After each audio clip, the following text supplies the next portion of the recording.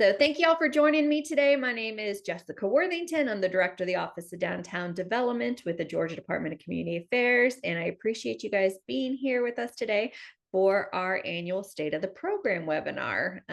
Like I said earlier, traditionally we do this on the GoTo platform, but we really wanted to be able to have engagement with you guys, use the chat, do some polls, have interactions, and really just be able to see your smiling faces and have a good time. I'm going to go ahead and share my screen. Okay, got my screen shared. And I love this picture because I believe it was this past weekend that they had the Cherry Blossom Festival in Macon. And so I imagine that it just looks this beautiful and is so green and lovely and gorgeous down there. So there we go. All right. So things we're going to cover today, do a little introduction with meeting our team. We're going to talk about our 2023 Georgia Main Street impact, a few assessment takeaways, the 2022 versus the 2023 survey trends. And that's looking at kind of comparing years, year to year. There was a bunch of disaster preparedness questions in the survey this year, if you remember. And so we're going to talk about some of that, what you guys kind of told us, what happened and shared. And then we're going to talk a little bit about what's coming up in the future. If you see this little cute little star guy here in the bottom, that means that there's going to be a poll. So with that, we're going to start off with our first poll, our first official poll, not our practice poll. Give me 1 second. Dun, dun, dun. I know, baby. I've got a kitty who's just like on at me. All right. All right. So here's our first official poll for today. What are you looking forward to in, oh no, this is not the right poll. Dang it. All right, just kidding. State of your program. Before we get into the state of our state program, how's the state of your program? How do you feel about the current state of your local Main Street program as we head into 2024? So throw it up there for me. Let me know. Are you feeling optimistic? Kind of mixed feelings about it? Are you deeply concerned about what's going on? Let us know.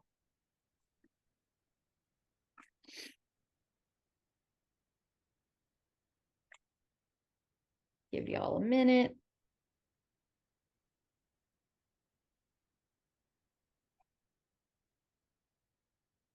All right, we got 90% participation. I'm going to give you 1 more second.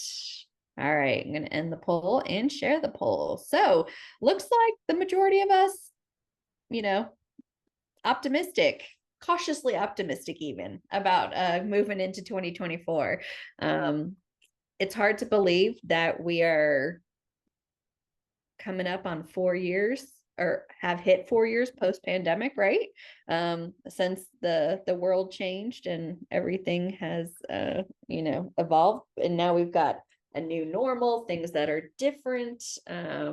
But I would say that our program survived COVID-19 pretty well and fared pretty well, and there was a big resurgence on loving local and what was popular and happening back at home and engaging with our communities. And I think that the data and stuff will reflect that. So, all right. Oh, did I not share the results? There we go. You can see that too. Okay, we're going to continue on. Dun, dun, dun. So, again, my name is Jessica Worthington. I'm the Director of the Office of Downtown Development. I've been with the agency now for 11 years and have been the director since 2015. Still excited to be doing what we do. I love that it's a different job every day. And if y'all have been here a while, you know that I like to change my hair color quite frequently, but the headshot remains the same because otherwise I'd have to take one like every other month. So here you have, I didn't tell the team I was using this photo, but this is the team this past year. We were in Macon and got to see the lovely lights. If you haven't gotten to see the amazing Christmas lights in downtown Macon, let me tell you, you are missing out. But on the left here on the screen, we have Ellen Hill, our Main Street Training and Compliance Coordinator. I know she's waving at you from her screen right now. We've got Elizabeth Elliott, our Downtown Development Historic Preservation Planner. We've got Tess Harper. I'm in the middle. We got Tess Harper, our Communications Coordinator. And then Ebony right there is giving us all the feels and smiles. And she is our Organization Strategic Planning Coordinator. And if y'all know Suzanne, who is in Calhoun, this is her typical pose that she likes to do when she's out and about. And so we were kind of doing this in homage to her. So let's just dive right into it. 2023 impact. So as you guys know, you are always putting in the data for these monthly reports. Ellen's bugging you, making sure you're getting stuff in there on time. If you're not doing it on time, you may be on probation this year. But what do we do with this data? Well, a couple things. One is we give it back to you at the end of the year in the form of a report, which is in everybody's Dropbox as of yesterday. The other thing is we are required to give it to National. So we have to give all these data and statistics to National. National then takes this and puts it together for their statistical purposes. It also just shows what rock stars we are, because I will tell you, I think it was last year, Ellen, when we sent in the numbers and they said, no, we don't need your cumulative numbers for all the years, we just need 1 year. And we were like, no guys, this is 1 year. So we are always making quite an impact. I think I was looking at it recently and it was something like, our programs make up only about 8% of the entire network because the network's growing a little bit, but our impact is something around 20 something percent. So we do a lot. We are very economic development focused. I think you guys, if you've ever met us and talked to us, you would know that we really do prioritize economic development through the context and that lens of historic preservation. And so our numbers typically reflect that. So last year we saw 858 building rehabs, equaling $124 million. This number was down slightly than the previous year, but nothing that was, deeply disturbing or really off kilter. Here's a little bit of a breakdown for how that works. So, this is something new that we added a couple of years ago. Before it was just like, did you have a rehab and how much was the investment amount? And what we've done in the monthly reporting now is we ask you to kind of contextualize what that rehab is. So that way we can track commercial versus residential versus mixed use. And then again, making sure that we're accounting for all the housing components as well. So last year we saw 658 commercial rehabs with an $89 million impact. We saw 172 residential specific rehabs with a $9 million impact. And then we saw 28 mixed use rehab projects with a $26 million impact, which let me tell you, these numbers are great. This is incredible. Definitely something to be proud of. Last year, we saw 669 public improvement projects equaling $67 million.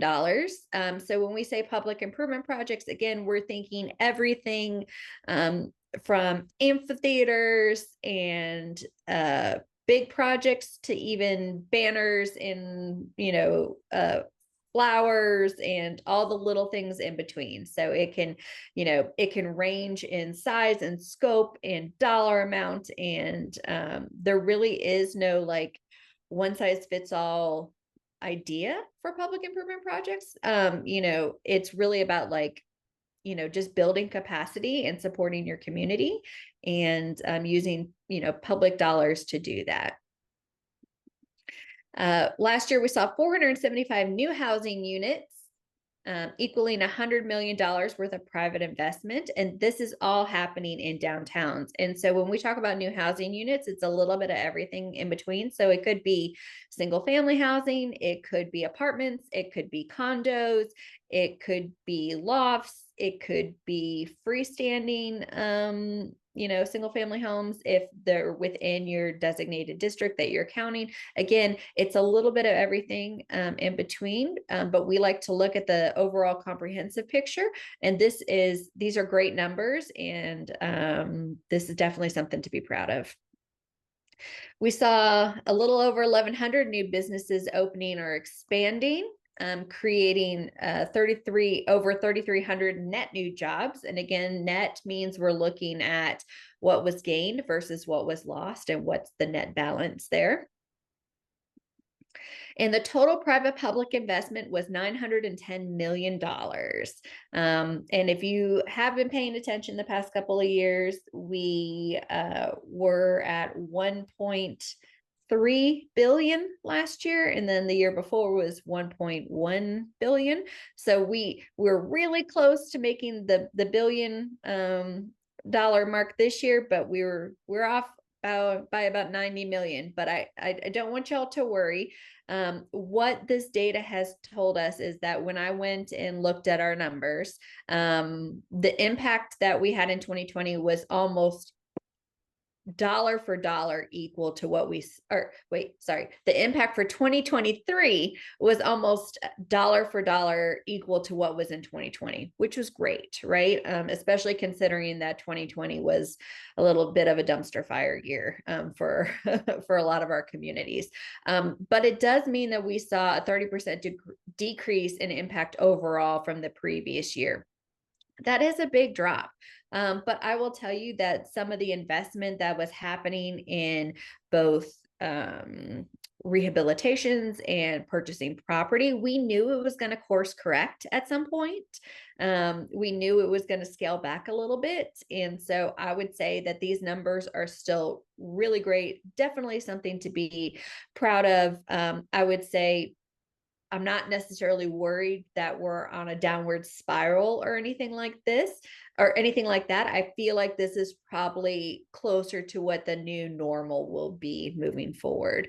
While we had the same amount of public improvement projects, like the same number pretty much from last year to this year, the investment was doubled. So I thought that was really great. And we saw a lot more public investment this year than like a decrease in private investment, but a definite increase in public investment. And honestly, I equate a lot of that to ARPA funding, right? So, there was a huge influx from these ARPA funds that communities needed to use and had to use. There was a lot of options of how this could be used, but we saw a lot of downtown programs using this to invest in infrastructure or upkeep or some of these other things that they needed to do downtown, just to make downtown accessible, friendly, that sort of stuff. So it makes sense to me that our public improvement project dollars would increase. Rehabs are down a little bit, and so is the investment numbers, as in people buying property. But again, for us, that's not really a surprise because, since 2020, when our numbers were 20 and 2021, when our numbers were at the highest as far as people purchasing property, we've seen inflation. That means everything, all your materials and everything that you're buying to rehab your property is more expensive right now, right? So people scale back a little bit, do a little bit less, or do it more piecemeal. And then the other thing is that interest rates have increased, right? So it means to borrow the same amount of money, it's going to cost you more money and you're going to have to pay back more. And so again, with that in mind, it makes sense that people would still be purchasing property, but maybe not as much of it. But I will tell you that our housing numbers still remain high. And as far as like the creation of new housing, in downtown and really show us, like, we keep hearing that downtown housing and housing just in general, right? There's a need for it. And the numbers definitely are showing that. Our job numbers are steady. They're almost exact from year to year, but they're still above the pre-pandemic numbers. So when I go back and look 5 years ago at like 2019 and where we are right now, we are still doing about 1,000 jobs more than we were doing pre-pandemic. So I would say we're still at a really, really good place. And with that being said, it's time for our next poll or quiz. So I'm going to launch it. So after hearing these numbers, which area of the 2023 Georgia Main Street Program's impact do you believe will have the most lasting positive impact on our communities? So let me know.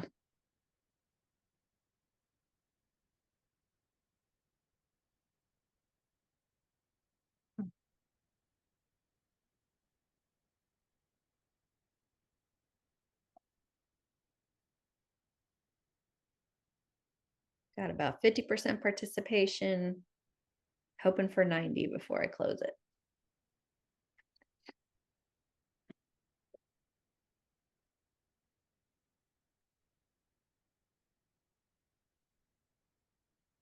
All right, we're at 80, 88.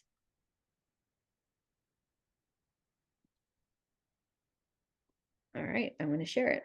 End poll, share results. Okay, so it looks like, 46% believe that the increase and the amount of private public investment in our communities is the component that will have the longest, most positive effect on what we're doing. I will say that there's no right answer here, right?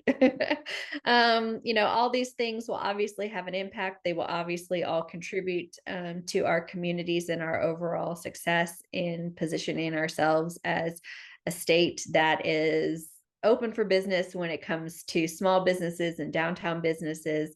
But yeah, I agree with you. All right. Next, couple congratulations are in order. So Emily probably noticed this. Other people may not have noticed this, but in our impact numbers, all the pictures were of Macon. And the reason for that is I am just so proud Macon has made it to the semifinals for their Great American Main Street Award. We will find out in Birmingham in May if it's official that I say we, if that Macon, I was like, if we won, if Macon has won, and I just could not be more excited to go. And I think that we stand such a good chance of kicking butt and taking names, and I'm so excited to see what comes of it. But it's a huge accomplishment just to have even gotten this far. So again, congratulations to Newtown, to Emily, to the entire team that has worked so hard over the past several years to make this happen. And you guys are just really rock stars in our state. And keep up the good work. Cannot say enough good things. So congratulations for that. And we're excited, and we will let everybody know. Hopefully some of y'all will be with us in Birmingham in May for the National Main Street Conference. But if you're not, we will make sure to let you know as soon as we hear the results at the award ceremony. And then I also want to say congratulations to Sandersville, who is our newest Classic Main Street program. They have been working on this for the past several years. They have done some incredible stuff, built up capacity, have gotten incredible buy-in from the community as well as the city. And in their presentation, it was just so exciting to hear about the projects that they've been working on and the things that are still coming. And we are so excited to to have them be one of our newest Classic Main Street candidates. Congratulations to Carson for all her hard work. And I know she would say that she does not do this alone, that this is absolutely a team effort. And I completely get that. But we also want to make sure that we're giving her props, because we as managers have all done this before. We know how much hard work goes on behind the scenes of making this happen and making this possible. Elizabeth, I knew you wanted to say something. And we also, I know only one of them is on the call because I was just checking the participants, but we also have 2 new affiliates that have graduated from the startup level. So Little 5 Points in Atlanta, this is your notification that you now are an affiliate community. Woo!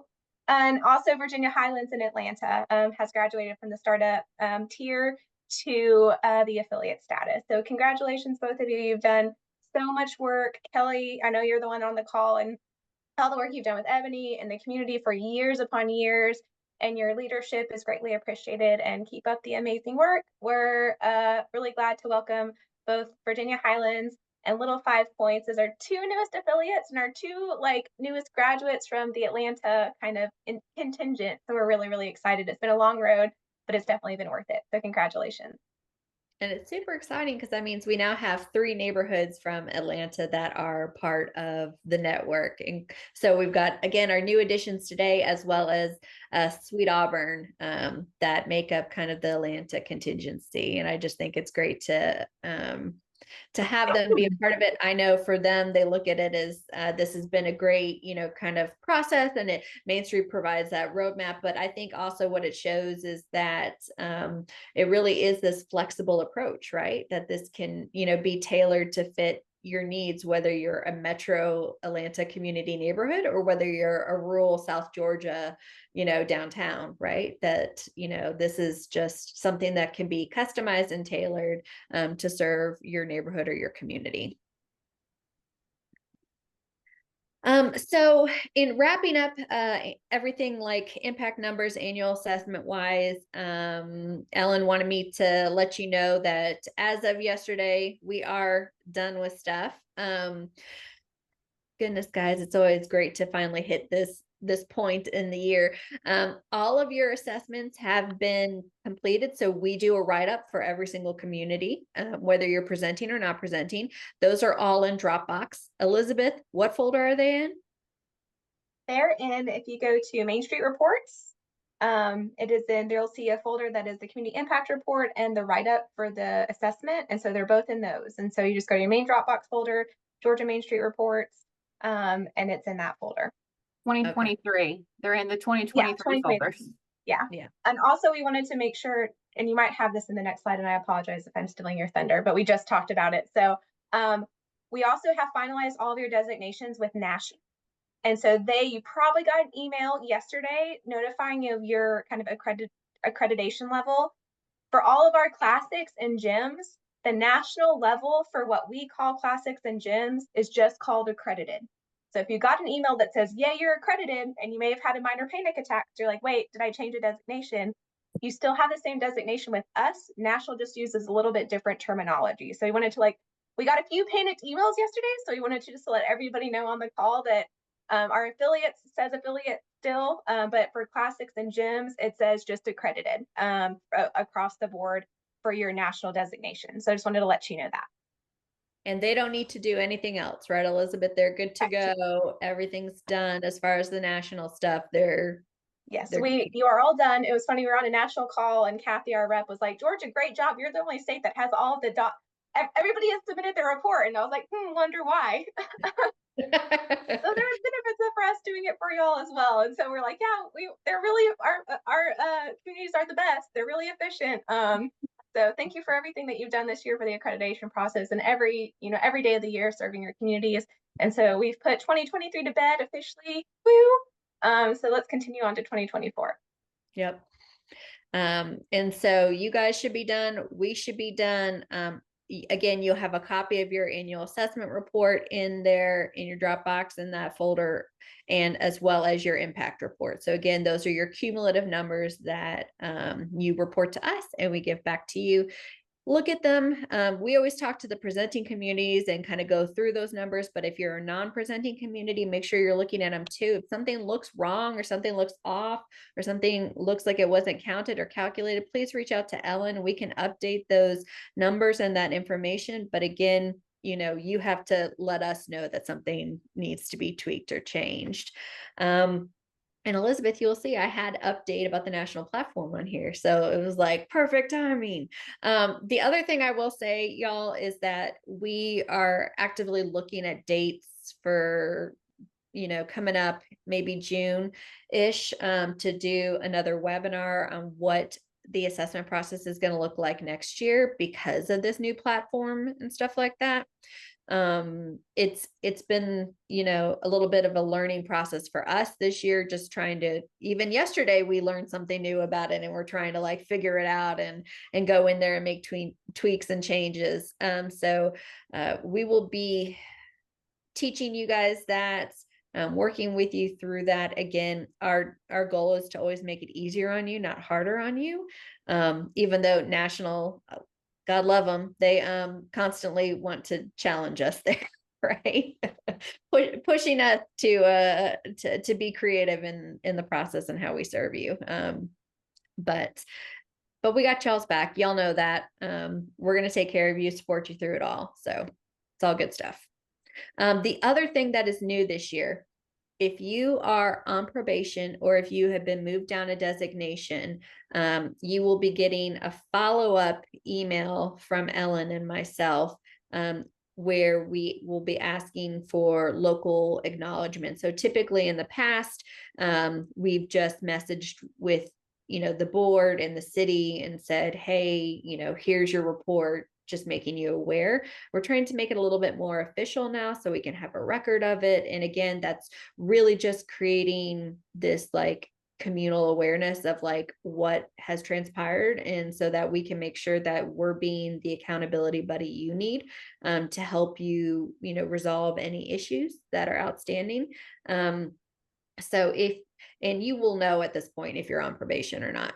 So this should not be a surprise to anybody, but if you receive a follow-up email from us, that's what this is about. And the same people who have signed off on your assessment stuff will be the ones who sign off on this as well. So again, it's not designed to be cumbersome, but just, again, more accountability for all sides and all parties. So did a little section called this or that. So 2022 trends versus 2023, just looking at some of the compare and contrast. I will tell you that whenever I start looking at the data, I'm always kind of like, I break it out into different sections and I'm looking at gems and then classics and then affiliates and then everybody, and just really trying to compare where we are. And typically when I do some of the like salary and budget breakdowns, I'll do it for the different manager levels. And I did not do that this year, and I will tell you why.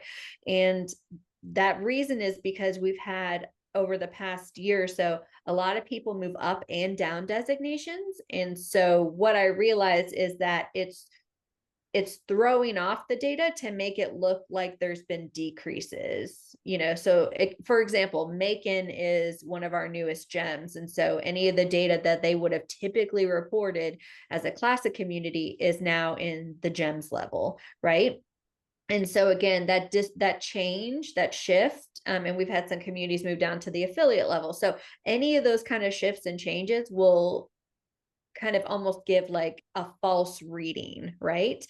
So what I did is really looked at all the submissions in their totality, to really be able to compare apples to apples, and knowing that regardless of what designation you were, those averages would, you know, really kind of come out in the wash. So I'm just saying that as a caveat, just so you can understand my thought process.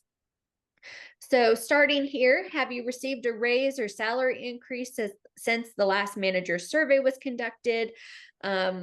2022, we saw about 50% said yes.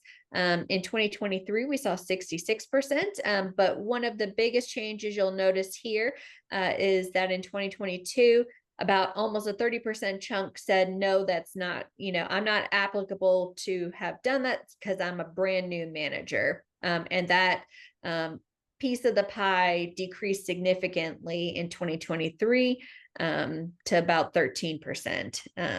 So that's good. And I will say that trend carries over to what we've seen as far as new managers coming on board, right? So when we look at 2022 numbers and how long have you been a manager in your current community, you see here that really big chunk of blue on the left-hand side, people who had been there less than a year was 32%, right? And we knew that, I made the joke that, oh, the Great Recession or resignation, hadn't hit us. And then it was like, boom, everybody was jumping ship and moving different departments. And we really felt it in our office. We were working with a lot of new people continually. And we know that whenever there's a lot of change and transition, it's hard for the communities, it's hard for us, it's hard for everybody, right? We're all kind of starting from scratch.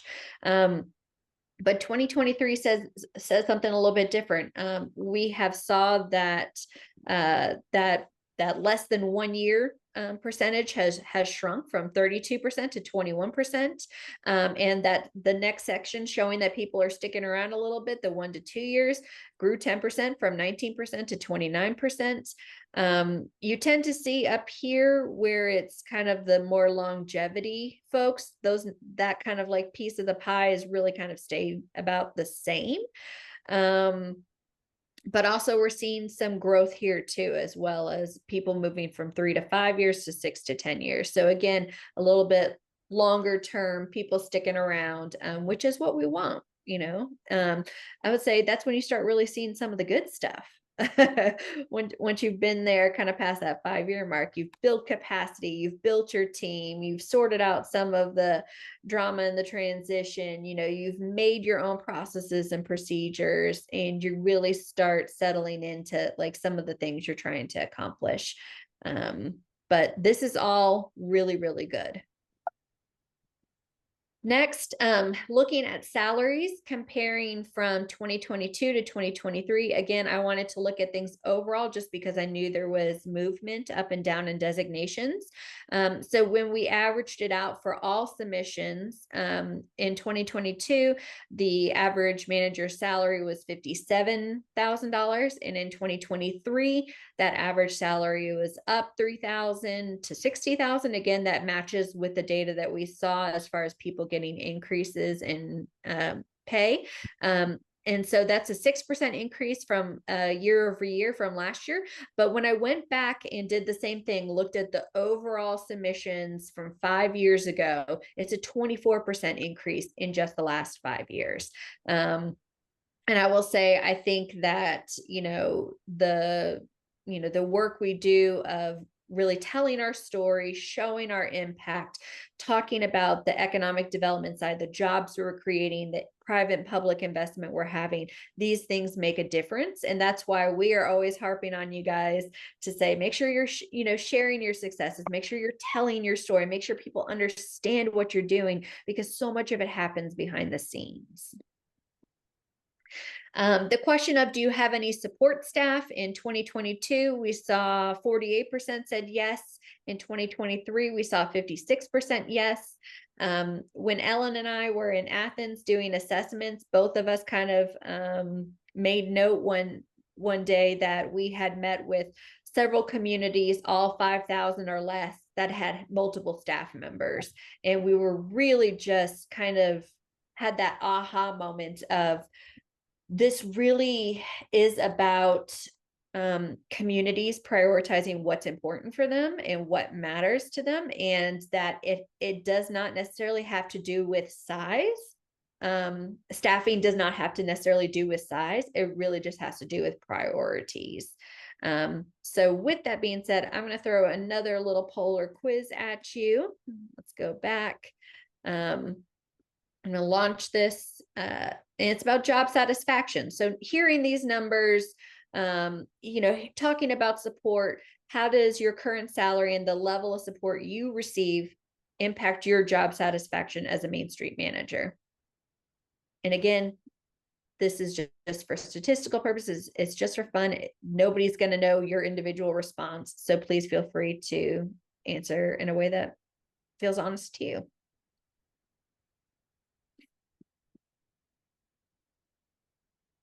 So we've got everything from significantly positive all the way down to I feel undervalued. And when we hit about 90%, then I'll show the results.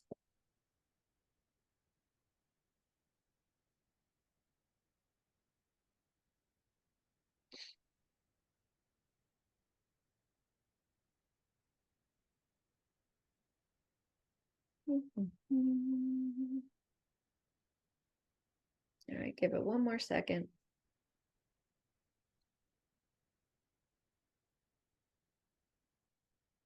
All right, I'm going to end it and share it. So end poll and share the results. All right, so majority of people say significantly positive or somewhat positive, which is great. Obviously, that's what we love to hear.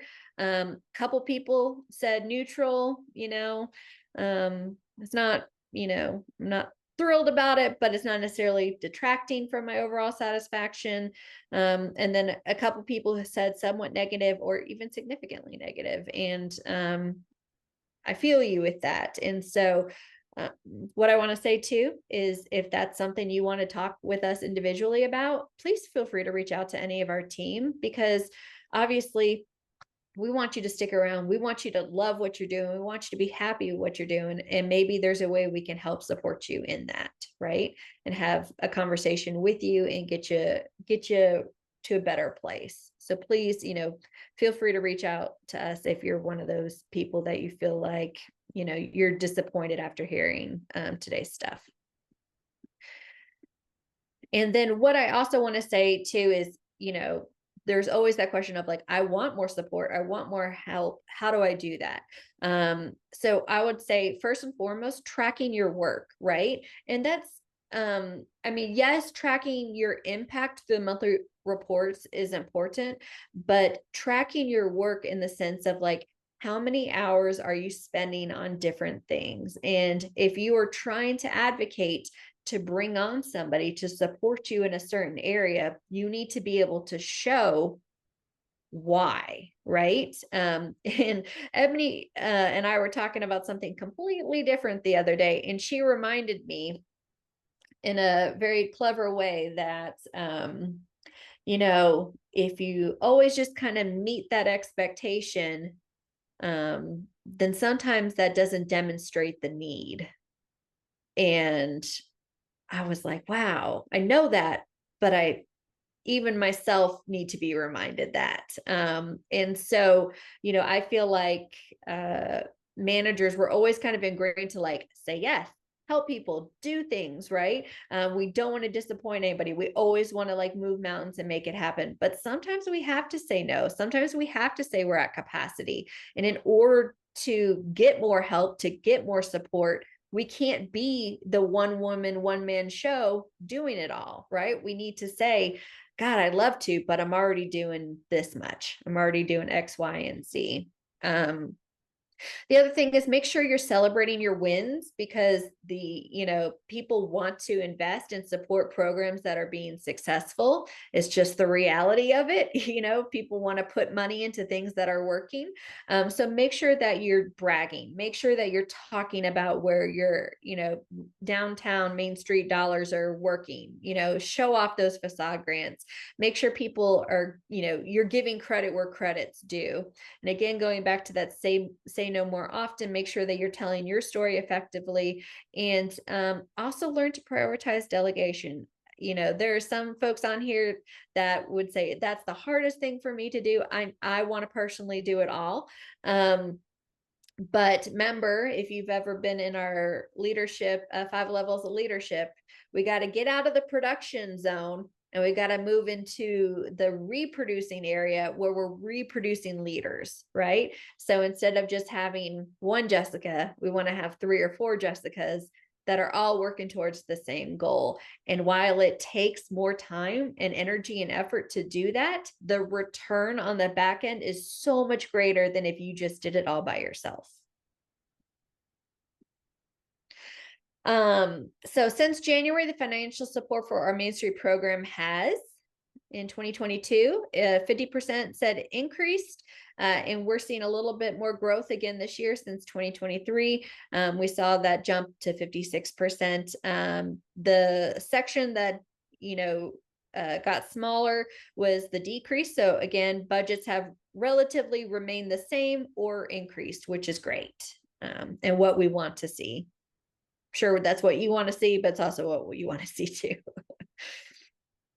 And then this is another slide that I wanted to add in there, because when we talk about diversifying revenue streams, this is a huge component of that. And so on the left, you'll see approximately what percentage of your budget is publicly funded versus 2023 on the right. And I love that we see here the demonstration that the amount of money that we're getting and funding our programs with publicly, and when I say publicly funded, I'm talking about like general fund dollars traditionally, right? So, any kind of public dollars being invested, but we're seeing that shrink. And that's good, because that means you should be getting more support from the private sector or other funding solutions or opportunities. So I think, it will continue the next year for this to be something that we work towards, work on. I would love to see these numbers continue to shift and evolve. But I think we're making, good traction, good progress, and I'm excited to see how this has evolved even just over 1 year. So real quickly, just wrapping it all up, I just wanted to talk a little bit about what's coming up in the future. So we were supposed to be hosting a strategic planning workshop this month. We looked at the numbers and just weren't happy with where they were. We unfortunately had it kind of planned on the same day as the GDA board meeting, and we knew that some people wouldn't be able to do both. And we are working right now to look at dates a little bit later in the year. And we still want to be able to provide this workshop and this training. We just know that we kind of missed the mark a little bit with what we scheduled for March. Second, the National Main Street Conference, again, it's going to be in Birmingham at the beginning of May. Our team will be there. We hope you guys will consider coming too. If you are a student, whether you're a grad student or, getting some other kind of degree, remember that you can actually use that student discount and get a discounted rate to attend the conference. So Jeffrey Fowler reminded me of that. He's in school right now, and I was like, oh my gosh, we need to, talk about that more. So please keep that in mind. We're also excited about the Georgia Downtown Association conference that will be in Thomasville in August.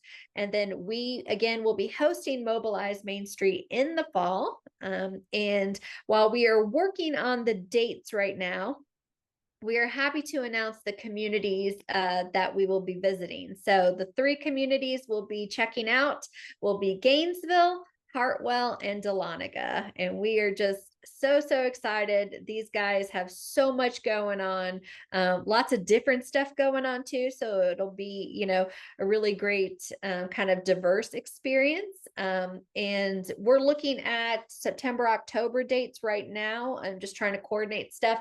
When we have that, we will make it available, but this is one of the most popular trainings we do every year.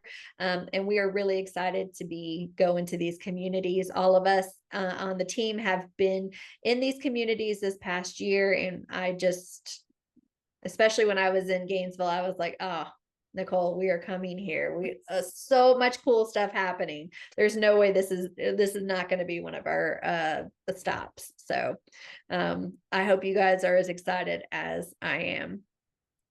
And that's it for me, but I have one more poll that I want to share with you guys before we go. So let me go back here, and I want to pulling that up. I'm just going to mention GDI also has the regional meetup coming up, and so I'm going to drop the registration link in the chat. So if you haven't signed up for one, I highly encourage you to sign up for one of the locations near you and go network with some of our lovely peers across the state. Mm-hmm. And so what I want to hear from you guys is, what are you looking, actually, can I relaunch? Okay.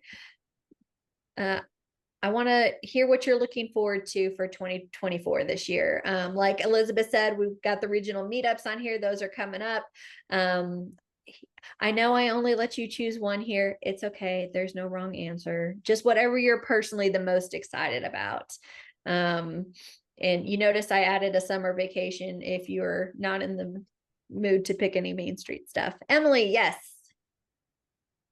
Yes, I just wanted to say that we're getting really excited for the GDA conference in Thomasville this summer, but also that education proposal applications are going to launch April 1st. So I know Renee is going to send all that email out or send all that information out, but want to be sure everybody had that on their radar. Awesome. Thank you. And also remember, this year, your board members have to have 2 additional training hours.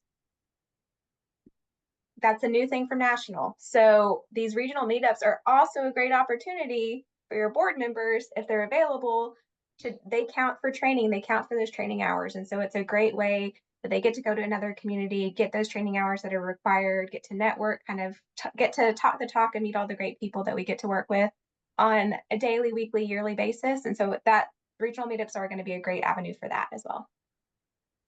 And I'm going to end this poll and share it. And it looks like we're all excited about going to Thomasville.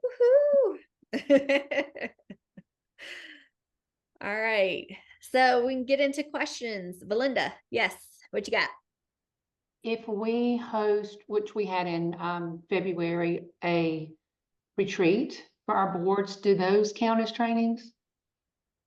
So retreats, trainings, those don't count. Ellen, where's Ellen? So Belinda, I would say board retreats don't count because that is y'all's planning for the year. Okay.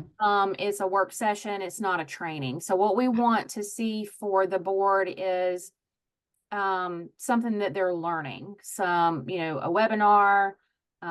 We have all of our YouTube stuff up. They can go to, of course, the regional meetups like we just talked about.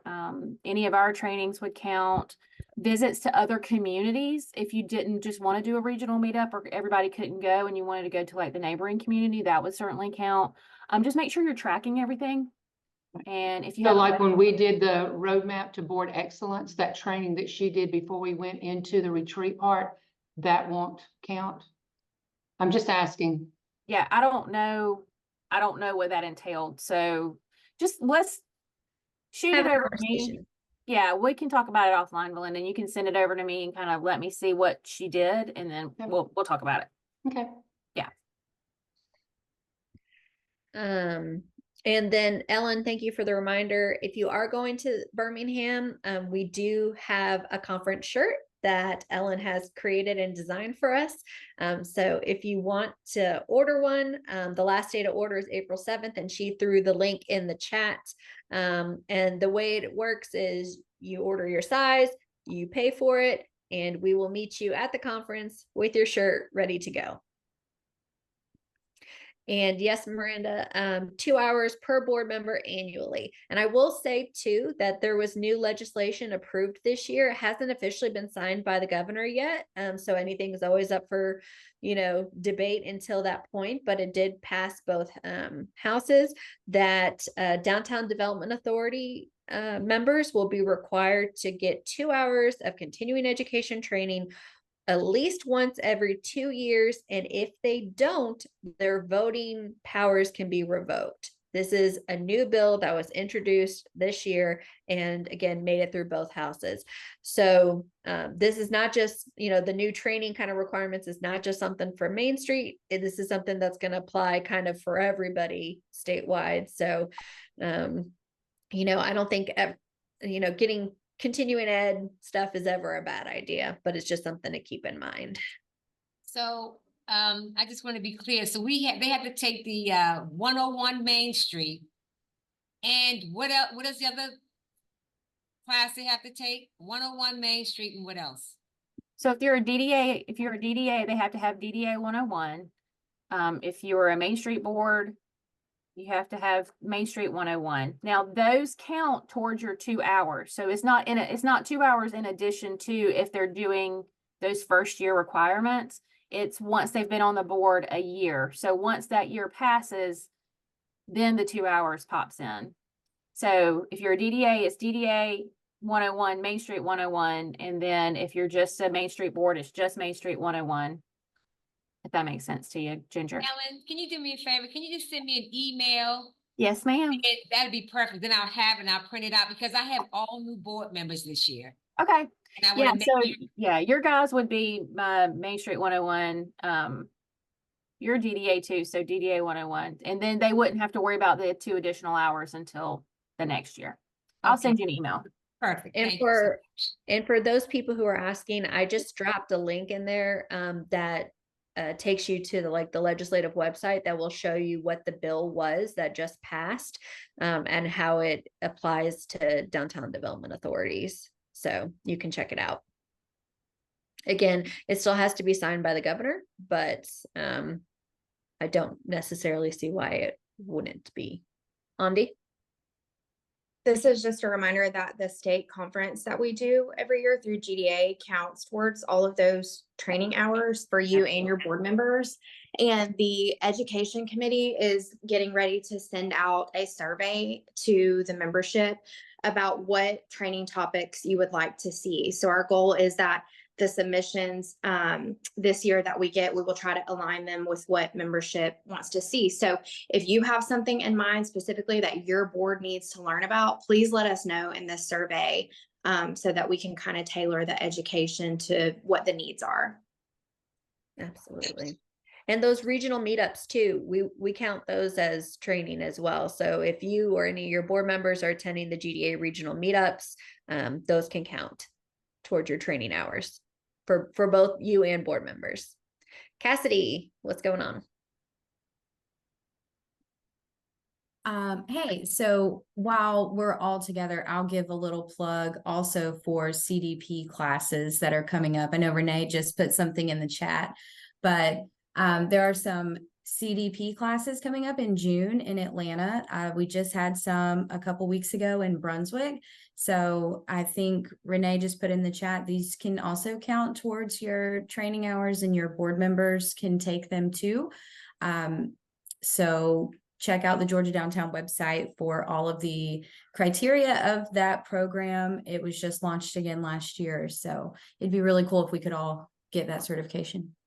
Absolutely. And I've heard some great things about some of the classes, people just having really great takeaways and stuff like that. So thank you, Cassidy. That was a great reminder. All right. Well, I don't want to keep y'all unless you have more questions for me, but I appreciate y'all. I appreciate everything y'all do. I feel like we're in a good place as a state with our programs, and I'm excited about the year ahead and what's coming, and I hope y'all are too. But our team will stick around if you guys have any questions for us one-on-one. Other than that, have a great day, have a great month, have a great Easter coming up, and we will see you soon.